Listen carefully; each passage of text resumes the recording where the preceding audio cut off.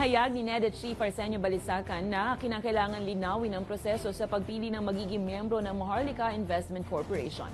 Ayon kay Balisacan, ito'y para matiyak na nasa mabuting kamay ang pamamahala sa MIF. Sinabi rin nito na isa siya sa mga magsusuri sa mga aplikante ng naturang korporasyon. Kumpiyansa naman si Balisacan na mag-ooperate na ngayong taon ng MIF sa kabilaya ng pagsuspindi sa Implementing Rules and Regulations ng Pangulo.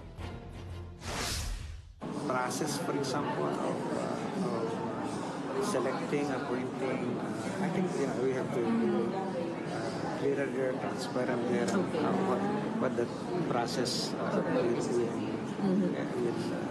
entail, because those are not indicated in the law. The amendment should be easy to do, but we just have to get the views and the perspectives of the various stakeholders, particularly the agencies concerned.